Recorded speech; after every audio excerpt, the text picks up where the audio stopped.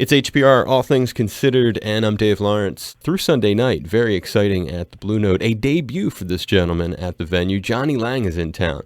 Talented guitarist, famously opened for the Rolling Stones, you may or may not recall, back at Aloha Stadium in 1998 when he was 16 years old. He is back supporting his 2017 album Signs, and he's a really nice guy and great to talk to him again. He joins us now. Hey, Jonny, welcome. Thanks for doing this. Man, thanks for having me. A pleasure, and he'll be 8 o'clock each night through the end of the weekend. And give us a little bit of an idea what's in store for this, because I know it's going to be very exciting for people. I remember you were here in like 2005, I think, 2007, maybe some other gigs in between, but what's in store? Yeah, well, we had a record come out. We got some new songs, I think, for some folks that maybe haven't seen the show recently. And but yeah, like you said, we've never played at the Blue Note before, so that should be cool. I'm excited to see what it sounds like in there, and these 4 shows, man, it's going to be fun. Describe the band. How many pieces are you bringing? Yeah, we've got there's 5 of us in the band, and we got another guitar player, keyboard player, drummer, bass player, and me. And yeah, we've got a bunch of tunes off our latest record we'll be doing. So if you haven't seen the show in a while, there's probably going to be some new tunes.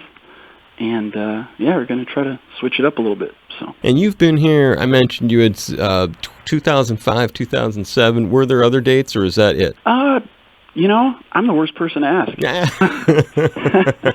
Well, I know those 2 for sure. And usually when we come over here, we go, you know, like do a couple of the islands at least. But on this one, it's just Honolulu, the Honolulu gig. So. You've got an illustrious history in town, because thinking back to when you came in 1998, Steve, the mystery emailer, was explaining to me, he sends me all kinds of stuff. It was in early January of that year, just before your 17th birthday. Do I have it right?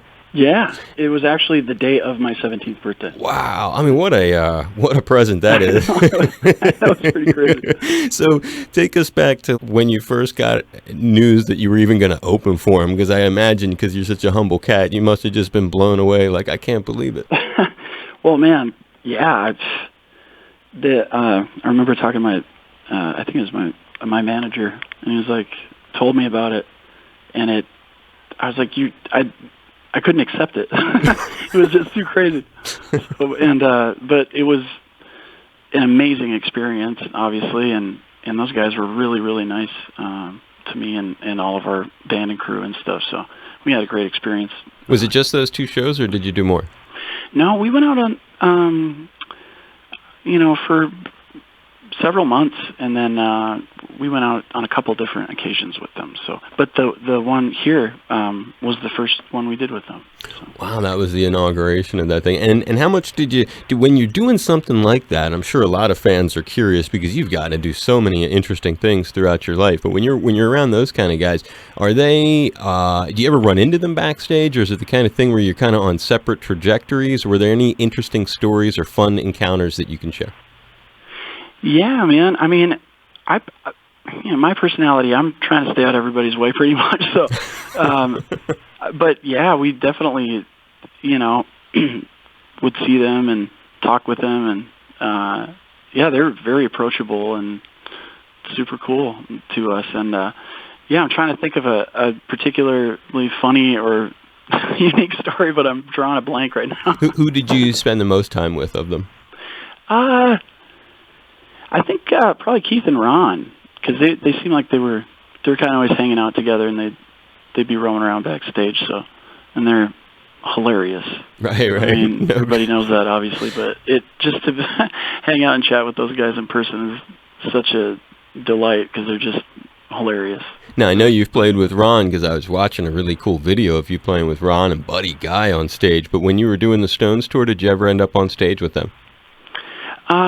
Yeah, actually, they let me get up and play it a couple times, and I don't think I remember the actual experience of it, because I was so it was just such an amazing moment. I was distracted by everything. It was so crazy, but yeah, what an experience. Yeah, and at 17, I don't think anybody could fault you for not having really detailed memories of something that insane happening in Right. in your life. And explain for a lot of folks, they may not know the interesting history. You started really early, and you had some really cool things happen to you. Obviously, I guess they know you had really cool things happen at an early age. But explain how you decided to pick up the guitar initially. Well, I just when I first memories that I have are that I loved music and loved singers and wanted to sing and just loved music and so always knew that I just had this desire to have something to do with music in my life, and I never really thought of playing an instrument like seriously until I heard went and saw this band live and saw this guitar player and heard the guitar amp in the room and felt it, and I was like, oh my gosh, this is amazing. I gotta try to figure this out, and so I was actually able to take lessons from that guy and join their band because they were all friends with my dad. They let me join their band as their singer and kind of rhythm guitar player, and just kept taking some lessons from Ted, the guitar player, and that's how it started. And they're adults, and how old are you? I was 13, and and they were like 24, 25, something like that. I love it. It's a great story. And so I guess I can see that your dad gets a lot of the credit. Was he a musician at all, or he liked going and seeing live music? Yeah, my mom and dad are both they're really musical. They love music. My mom was a great singer, and just we always had like records playing in the house and stuff. And so I think when they saw that I really loved music and that's what I wanted to do, they were just very supportive. They've always been just nothing but supportive. Does your dad play an instrument? Yeah, I think early on he played drums. There was in a band for a while when he was younger, when I was a little kid. I don't remember it, but I don't think I've ever seen him play drums to this day. But And what kind of jams, when you say they had music on and stuff, like what were they listening to? What was your mom into? What was your pop into? They always had like Motown records and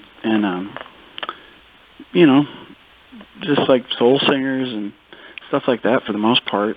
That's what I remember hearing. A lot of Jacksons and Stevie Wonder and Smokey Robinson, Four Tops and Temptations, all that stuff. And part of your exciting resume is a lot of different stuff like this happening at a young age. Another one is A&M Records. Now we're in an era where the record company isn't nearly what it was back then, but at the time that was a really big thing. They end up being at one of your shows, from what I read, in Minneapolis. Can you tell that story? Yeah, well, I was able to do kind of this demo with a producer, David Z, who ended up producing our first two records. So he offered to take me down to Memphis and do like 3 songs and send them out to record companies, which is what you used to do, send demos, And so sent out those 3 songs to a few labels, and a few of them showed up for this, showcase show we did in Minneapolis, and A&M was one of them, and that's how we got signed. So unbelievable. Yeah, man. It's like there's no, nobody's scouting you on the internet or anything like that. It's kind of crazy to think about these days, but Yeah, you had a lot of things come together, and obviously the skill is where it starts. But when I used to interview you at the rock station I was at before this public radio gig out here in Hawaii, I remember it was not long after you had I didn't know a whole lot about you myself, but I told my mom, my late mother, that I was going to interview you, and she was a huge fan. She was like, "Oh, I love that kid." And I'm assuming it was WMMR in Philadelphia that must have been playing "Lie to Me" a whole bunch, because she was such a huge fan. And so when I heard I was going to get the chance to talk to you today, I immediately thought of her and that song. Can you talk a little bit about what was a massive breakthrough hit and really earned you fans of all ages? Yeah, are you talking about "Lie to Me"? I certainly am. Yeah, man. I mean that song was written by guy named Bruce McCabe who used to play keyboards in the band with me, and he actually played the Stones gig here, and yeah, that was the first single we released, and it kind of took off, and it was crazy. I was really excited to release the record, and the song, but I really didn't think it would, go that big. So it was a really nice surprise. And how did they tell you? Is it like you get a phone call from the manager? You're not going to believe this. Guess what? I mean, like exactly. Is that it? Final Tap. Is that what it's like? Really? Yeah, it's like Back to the Future. No, they. I don't recall the moment actually. It was kind of like a lead up. It was like, every week they get what used to be SoundScan numbers of how many records they sell. And then they give you an update, and it kept getting more and more, and we were like, "Oh my gosh, this is great!" So, yeah, man, and hearing it on the radio for the first time and all that was such a trip, and yeah, it was a pretty neat ride, man. Yeah, man. No, that's really cool. How many Grammys have you racked up so far in your young life?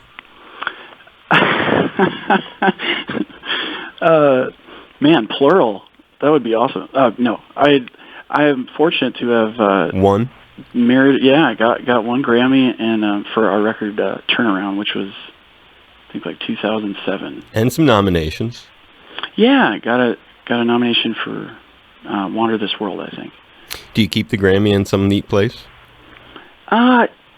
We around that time we ended up moving so much, so we were kind of jumping around, and it may be partially visible somewhere.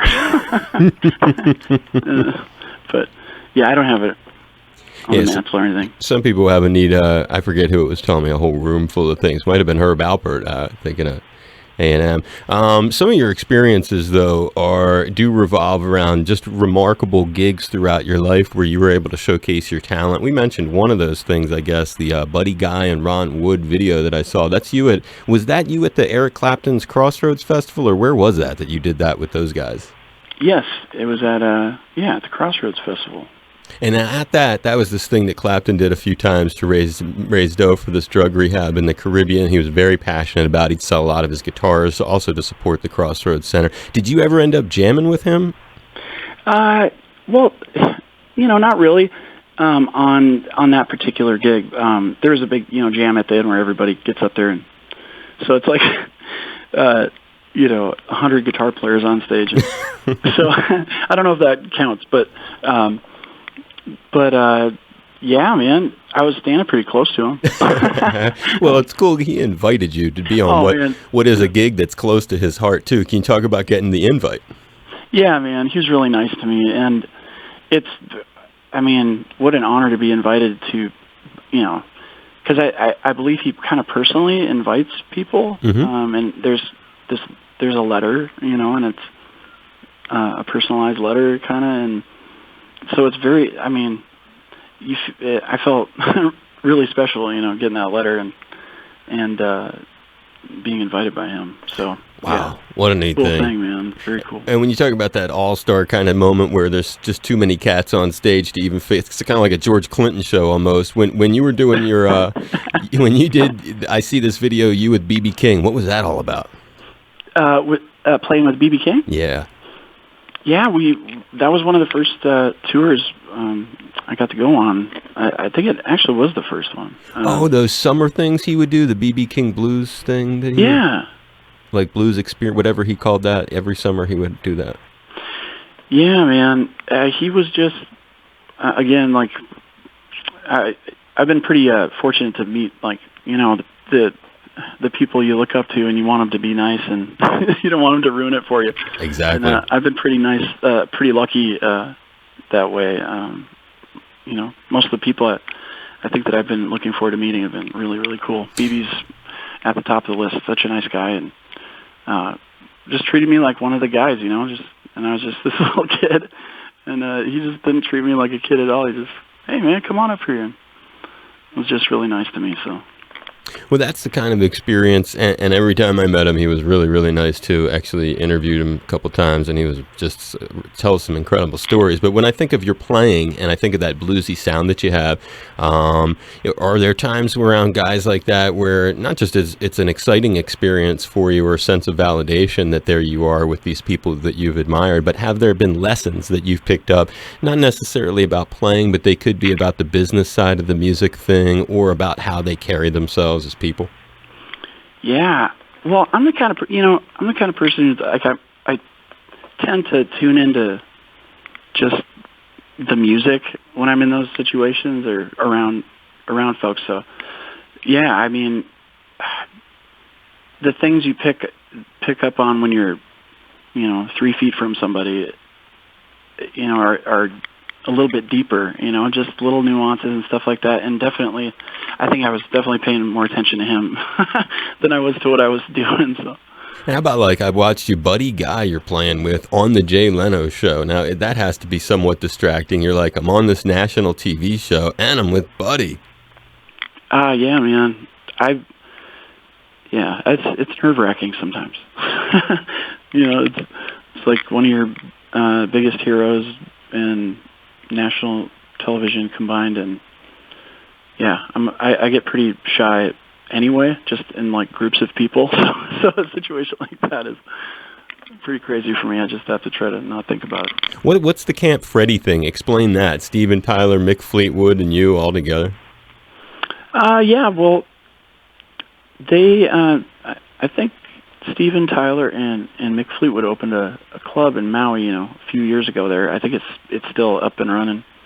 And when they opened that, I got to come and play guitar with them for the gig, for the grand opening. And then we also, around the same time, Steven and Mick and John and I cut a ZZ Top tune. So, yeah, that was, again, some of my bigger influences there, getting to play with them. And what ZZ Top tune? We did Sharp Dress Man. What was that for? It was for a salute to ZZ Top record, kind of. Like a tribute record. And you guys all in the studio, you with Steven Tyler, Mick Fleetwood, and who else is on And John McVie. John McVie. Oh, wow. So you got the couple of Hawaii-based Fleetwood Mac cats. Yeah, man. Sitting in. I mean, it's just such heavy dudes to be in the studio with all at the same time, it's a trip, to be able to do that kind of stuff. But and you opened for Aerosmith. You've toured with them. I'm sorry, what did you say? Didn't you tour with Aerosmith at some point? Yeah. We went out with them on a couple occasions as well. And then, and final guy before I wrap it up, it's a major guitar player. I look in your list of incredible encounters. Jeff Beck. Yeah. What's that? Tell us the story. The story, dude. Well, first of all, really nice to me, and so yeah, just really cool. Where, when? How about that part? Okay, that was like I don't know, early 2000s, something like that, and yeah, I went on like a 3-week tour with them or something. And I've seen him since a few times, here and there, but really nice guy and one of the most freakishly gifted, musicians of all time. So yeah. There's cool. There's something about the way that he and Buddy Guy both grabbed the guitar that I don't know how to describe it. It's like it's a misbehaving child or something. There's something about the way those two guys hold the guitar. I was at the Clapton thing. I was standing next to Warren Haynes. It was so funny because all the guitar players play their slot, and then like at the end, and everybody's kind of milling around, back and coming and going, kind of watching who's playing casually. But then Jeff Beck gets up, and every single guitar player that was there is like lining the stage, and man, he was just on fire. And I was standing next to Warren Haynes, and he was just weird. You can't figure out what he's doing, what Jeff Beck is doing with his hands. It's like you're looking at it. It's like sleight of hand guitar playing, magic. Right, like a magic trick. It is, because there's sounds coming out of there that there's nothing. sound like pedal to account for, or something. It's weird. Right, you cannot figure out how he is making that noise. Yeah, he's amazing. And any dream collaboration that you still need to do since you've met all these cats, done all this stuff? You're not even 30 yet, right? I mean, it's just crazy. I wish I wasn't 30. I know. I'm just giving you a hard time. But who's left that you're thinking, I really got to do? Oh, man. Well, I really have no agenda on that front. I just, I have a couple I love James Taylor. I love Stevie Wonder. Those are probably my two biggest, inspirations when I listen to their music and songwriting and stuff. So if I could work with either two of those guys, that would be awesome. Well, I'll see what I can do. We'll try to line that up. Please put that call in, man. It is Jonny Lang, and he's back. He's doing 8 o'clock shows each night at the Blue Note through Sunday, and wonderful to have you on the air with us, and thank you for doing this. I really appreciate it. Man, thank you for being so cool. You're welcome, my brother. Aloha, it's Jonny Lang. It doesn't even matter if I'm in the middle of a jam with like Eric Clapton. I would never miss this show. You are tuned to All Things Considered on Hawaii Public Radio. And we are spending the afternoon with my buddy Dave Lawrence. We are inviting you to become a member today. Here's how, and thanks for giving HPR a helping hand. You're an animal. I appreciate it, and giving you a high five, and hope you had fun doing this. It was great talking to you again. You're a wonderful interview, and you're such a humble, down-to-earth guy. The world needs more folks like you. Man, I appreciate that, man. Thank you so much. And I'll see you at the show. Thank you. All right, bro. Take care, Johnny. Catch you. Aloha.